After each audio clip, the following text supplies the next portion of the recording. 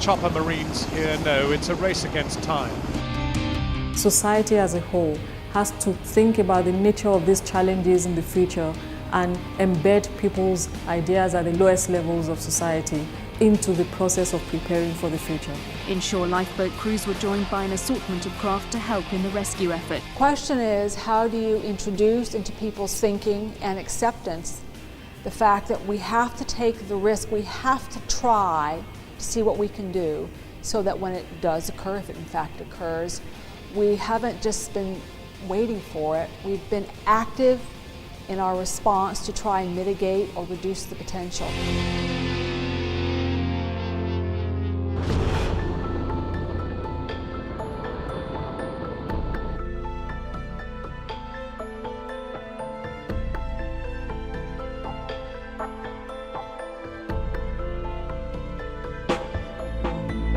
Classically, we're historically an industry and a sector that responds well. We've learned how to provide effective responses to disasters, but we have never been brought up in a culture of preparing ourselves for the type of disasters that are going to be coming our way. By habit, this is a sector that still continues to react instead of look to the future. All across the country, the race is on to prevent a nuclear meltdown in the middle of a horrifying natural disaster. Governments must use this opportunity to anticipate and finally step up to the plate of better planning so that they may be able to know when it is that a disaster is going to strike them.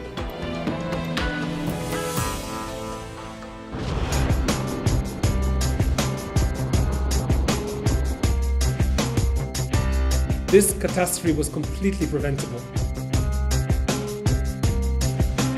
When I think of how the traditional Westerners in the humanitarian fold have to adapt to the new players, like say China, for example, Brazil, perhaps even India, I think we have to imagine a cocktail of cultures and approaches. Increasingly, governments in India and China and Vietnam and Bangladesh are more than capable of responding to emergencies within their own countries and will manage those responses. Not only just the Chinese that are sending aid, but the Asian countries are actually among themselves sending aid to these countries. Increasingly, they will also become actors in responding to emergencies in other parts of the world, in Africa and Latin America.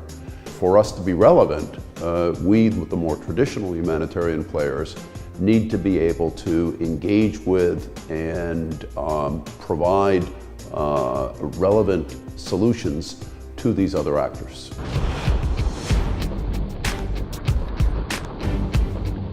I think the other thing that will happen, the black swan events, the events that will shock the system into doing new ways of doing things. And when I say the system, I don't just mean the humanitarian community.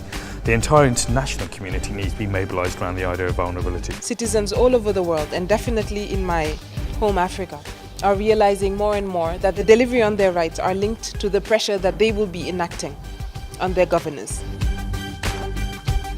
When the catastrophe hits, we have to see that as an opportunity to say we could have been thinking about this differently.